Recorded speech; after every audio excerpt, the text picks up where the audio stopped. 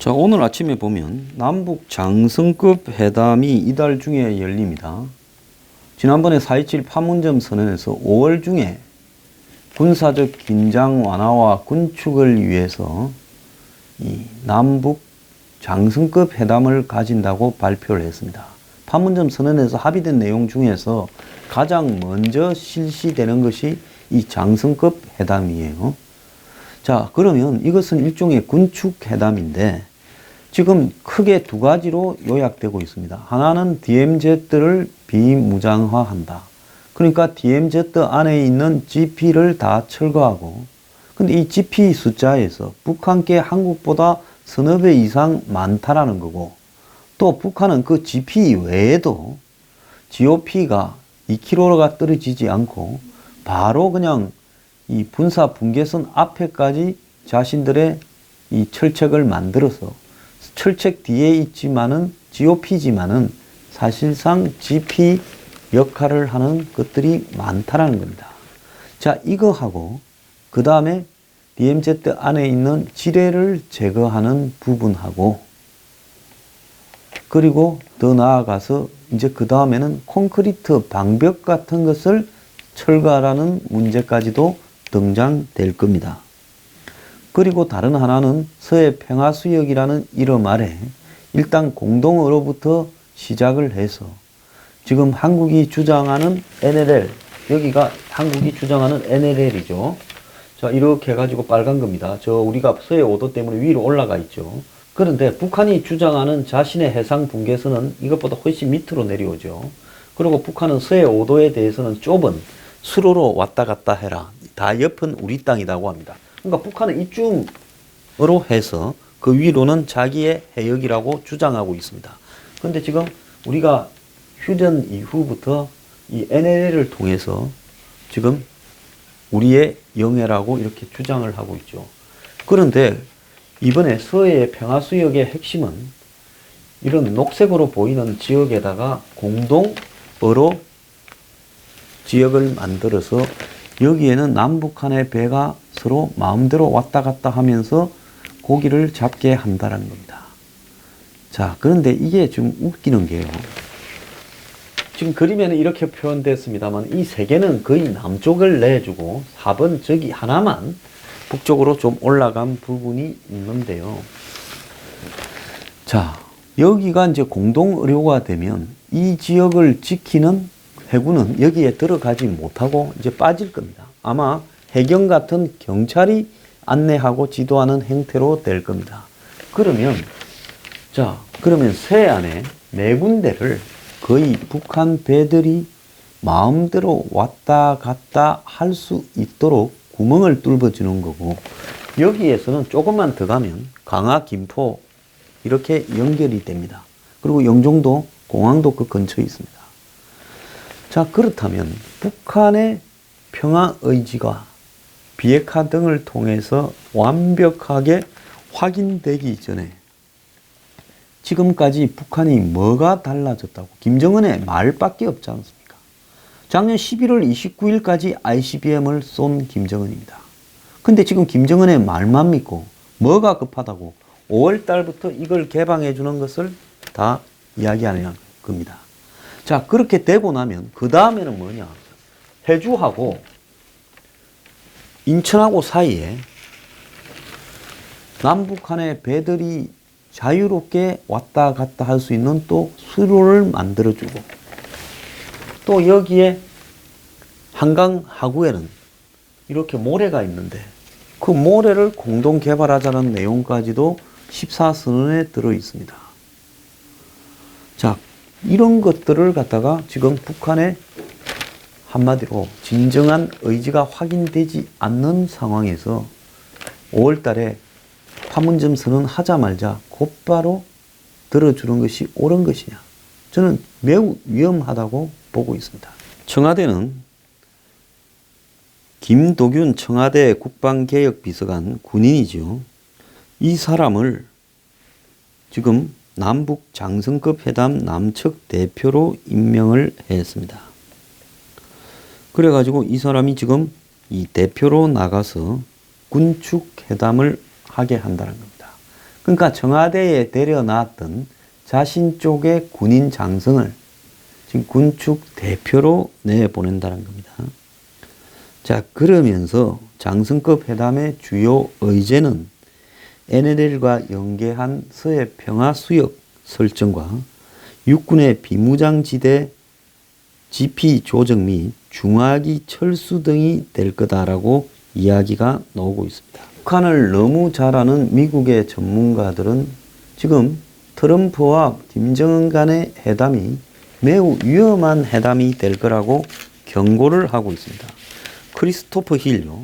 이 사람 유명하죠. 한국의 대사도 했고 미국 국무부의 동아시아 태평양 담당 차관보도 했던 사람입니다.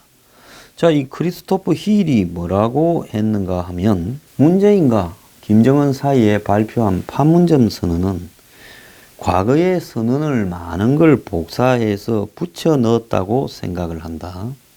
김정은이 약속한 핵실험장 폐기 조치 역시 새로운 진전이 아니다라고 이렇게 말을 했습니다. 김정은이 약속한 이 핵실험장 폐기도 새로운 내용이 아니다. 북한이 2008년 6월에 영변 원자로 냉각탑을 폭파했던 이벤트하고 똑같은 거다. 그래서 트럼프 행정부가 김정은을 상대로 뭔가를 얻어내려고 하는 게 무엇인지 명확하지가 않다. 비핵화에 대해서 구체적인 진전을 원하는 것인지 아니면 약속만을 원하는 것인지 모르겠다. 이 말이 뭔 말이겠어요? 완전 비꼬는 거죠. 그러니까 불가능한 문제를 이루려고 트럼프가 집착을 하는데 그것은 결국은 말만 가지고 쇼를 해서 미국 국민들을 전 세계를 속이는 걸 하려고 하는 게 아닌가라는 이야기입니다. 그래서 일반적으로 회담이 있기 전 실무진에서 공동선언문 채택을 위한 작업에 나서야 되는데 이런 활동도 지금 못하고 있다라고 이야기를 하고 있습니다. 또 이 북한의 이 핵과 관련해서 미국의 한 전문가는 한 개의 핵무기를 해체하고 검증하는데 14단계가 있는데 이 과정에서 북한이 얼마나 협조할지도 알 수 없다라고 말을 했습니다. 자, 크리스토퍼 힐은 그의 이 또 다른 언급에서 이 남북 정상회담 이후에 김정은에 대해서 유머 감각도 있고 정상적인 사람처럼 묘사를 하는데 북한은 매우 잔혹한 정권이라는 것을 잊어서는 안 된다라고 이야기까지 했습니다. 이 부시 행정부 때 부시 대통령의 총애를 받으면서 백악관 NSC 보좌관을 하고 이후에는 국무장관을 했던 곤돌리사 라이스, 미국 흑인 중에서는 가장 성공한 사람으로 꼽히고 있죠. 흑인 여성 중에서요. 그런데 이 사람이 트럼프가 김정은하고 협상을 할 때 고려해야 될 세 가지를 말을 했습니다. 자, 김정은과 디테일을 협상하려고 하지 말고 이 문제로 진을 빼지 마라. 디테일은 상황의 모든 뉘앙스를 이해하는 사람들에게 맡겨라. 즉 전문가한테 맡기지 당신이 북한과 세부적인 걸 협상하려고 하면 안 된다는 거예요. 자, 첫 정상회담에서 모든 게 해결되기 어려운 만큼 큰 틀만 합의하고 구체적인 것은 세부 후속 협상 채널을 이렇게 만들어서 거기에 넘기라는 거예요. 그래서 거기에서 북한이 미국 전문가들의 의견에 안 따르면 판을 깨야 된다는 거죠. 지금 그 이야기를 하는 겁니다. 라이스 장관은 북핵 문제는 미국뿐만 아니라 다른 나라에도 중요한 건이라는 걸 알아야 된다. 일본 물론이고 한국도 여기에 굉장히 중요한 이해관계를 가지고 있다. 이렇게 말을 했어요. 두 번째는 주한미군 문제인데 미군 이전 문제에 대해 초조해하지 마라. 미군은 단순히 한반도뿐만 아니라 동북아 영내를 안정시키는 집단이다. 그래서 미군 문제를 가지고 북한하고 협상 자체를 아예 하지를 말하는 거예요. 그리고 마지막으로 북한 정권의 진짜 본질을 잊어서는 안 된다. 얼마 전에도 미국인 오토 원비어를 잔인하게 살해했다. 그러면서 이 김정은이 VX 신경가스로 자신의 이복형을 말레이시아에서 죽이지 않았느냐. 잔혹한 정권이고 인권 탄압이 일상사이고 자국민을 대상으로 죽음의 수용소를 운영하고 있다. 이렇게 말을 했습니다. 자, 그래서 지금 한국에서 벌어지고 있는 김정은 부흥이나 이런 것들이 얼마나 황당한가에 대해서 한국 사람보다는 미국의 북한을 겪어본 고위 외교관들이 훨씬 더 잘 알고 있습니다. 자, 이런 상황에서 지금 평화수역이나 DMZ를 열어 제낄 때냐? 아니죠. 종전선언을 할 때냐? 아닙니다. 종전선언이라는 것은 일단 선언을 하고 나면 다시는 전쟁을 하지 않겠다, 도발을 하지 않겠다라는 것이 종전선언이고 평화협정입니다. 그러면 종전선언을 하려고 하면 북한이 이런 진위를 스스로 핵을 없애고 스스로 도발을 하지 않으면서 몇 년간 진짜로 주변 국가들과 더불어서 평화롭게 지내겠다라는 의지를 보여주는 걸 지켜보면서 그에 따라서 종전선언이 되어야 되지요. 자, 그러지 않은 상황에서 종전선언을 해버리면 김정은이 작년 연말까지는 괴물이었는데 갑자기 천사가 되어서 천사 김정은이를 믿고 종전선언을 해요. 사람이 그렇게 갑자기 괴물과 천사, 악마와 천사를 이렇게 왔다 갔다 합니까? 자, 그리고 지금 이 재래식 군축이 얼마나 잘못됐는가 하면요. 북한 입장에서는 재래식 전력을 한국하고 대치하고 있어요. 이 재래식 전력만으로도 솔직히 미군이 빠지면 한국이 어려워집니다. 지금 평화협정 논의에서 미군 철수까지도 거론되고 있는 마당에 저는 평화협정이 되면 시간 문제지 소수의 상징적인 미군을 남겨놓고 지금 이 미군 전투 병력들은 다 빠져나가게 될 거라고 확신합니다. 자, 그렇게 된다면 미군이 없는 상황에서 재래식 전력으로도 밀리는 한국이 휴전선의 지뢰도 없애고 GP도 없애고 서해도 개방해줘서 그냥 북한 패들이 그게 북한 벤지 간첩선인지 알 수도 없는 것들이 마음대로 왔다 갔다 하고 대한민국에는 수십만 명의 주사파 간첩들이 있고 이런 상황을 열어주고 만약에 북한이 재래식 전투력으로 붙어도 한국이 이길 수 있겠습니까? 저는 이길 수 없다고 봐요. 그런데 여기서 북한은 우리가 없는 핵이 있습니다. 그런데 한반도 비핵화라 해놓고 저거는 숨겨놓고 우리는 미국의 해구상까지도 받지 말라고 하고 미군하고도 헤어져라고 유도하고 있습니다. 말만 그렇게 해야지. 그러면 우리는 미국의 핵도 포기하고 우리는 칼만 100자루 있는데 북한은 칼만 200자루에 핵까지 있습니다. 칼 100자루를 가지고 핵 단해낼 수 없어요. 그러지 않습니까? 자, 그런 상황에서 우리가 북한과 재래식 군축을 하겠다라는 거, 이것도 지금 말이 안 되는 이야기인 겁니다. 북한은 재래식 군축을 해서 북한에 있는 모든 무기들을 재래식 무기를 다 없애버리고 한국도 다 없애라 할 수 있습니다. 왜? 핵이 있으니까. 저 돈 들어가는 재래식 무기 고물들 지금 오래돼가 작동 잘 안 하는 것부터 한국하고 1대1로 없애자. 북한이 대수가 훨씬 많아요.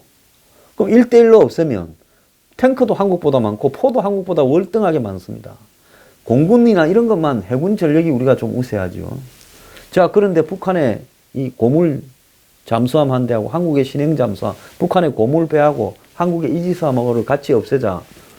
자, 이렇게 다 열어주면 그렇다 칩시다. 북한의 전력도 성실하게 해서 약화됐다 칩시다. 북한은 뭐가 있어요?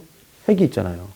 그렇기 때문에 핵이 있는 상황 하에서 군축은 핵이 없을 때의 군축처럼 해서는 안 된다는 거예요.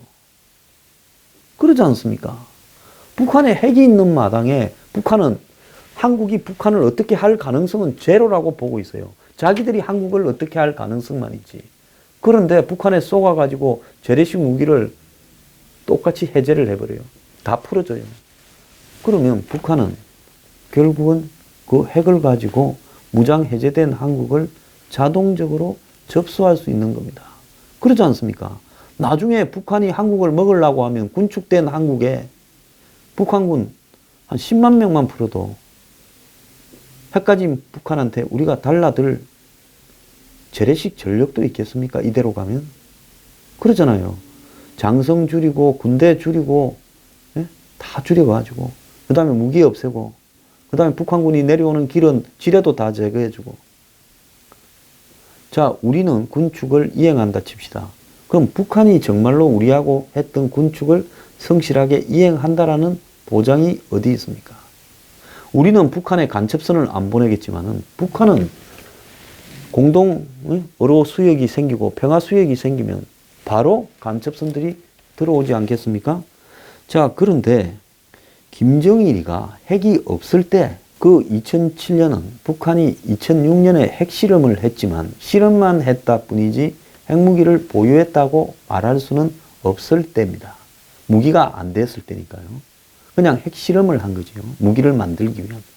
그때 김정은은 DMZ를 비무장하자고 노무현 정권이 14선언에서 제안하니까 아직은 속도가 빠르다. 때가 아니다라고 이야기를 하면서 거부를 했습니다.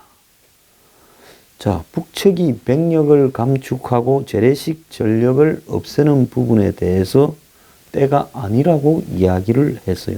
그래서 DMZ 내에 설치된 200개 가량의 북측의 GP를 철수하고 이곳에 있는 10,000명의 병력을 이렇게 후방으로 배치하고 그렇게 되면서 북한이 이 DMZ 바로 군사분계선 밑에 장사정포도 많이 배치해 놨는데 이걸 뒤로 빼게 되면 북한의 거리가 줄어드는 문제도 생긴다. 이런 문제 때문에 북한이 반대를 했던 겁니다.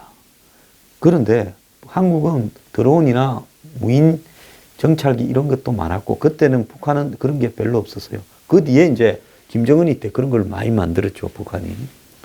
그래서 자신들이 핵이 없을 때 재래식 전력 감축에 동의하지 않았는데 이제 핵을 만들고 난 뒤부터 재래식 전력을 감축하자고 한국을 꼬드겨서 지금 한국이 이걸 북한하고 회담을 하겠다고 하는 거 아닙니까? 그건 뭐냐면 북한은 핵이 있기 때문에 이거 한 개만 있으면 기본적인 것만 좀 갖고 있으면 끝난다고 보기 때문에 그냥 한국 전력을 약화시키고 한국의 문을 활짝 열어 제껴버리는 것이 중요하다.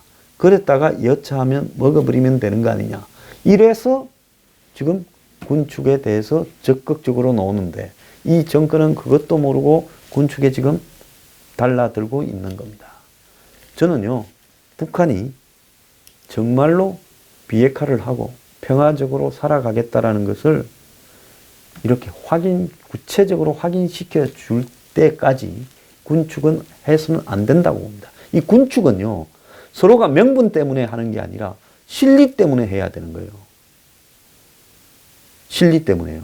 그런데 지금 북한이 핵을 가지고 있는 상황에서 우리가 핵을 포기하기 전까지는 군축을 해서는 안 된다는 거예요. 북이 핵을 없애고 우리하고 대칭 전력이 됐을 때 그때 재래식 군사력도 감축시켜야죠. 이미 비대칭 전력이 되어 있는 상황에서 북한이 남한의 무장 해제를 위해서 군축을 하는데 우리가 거기 따라서 했어야 되겠습니까? 멍청해도 이렇게 멍청할 수는 없는 겁니다.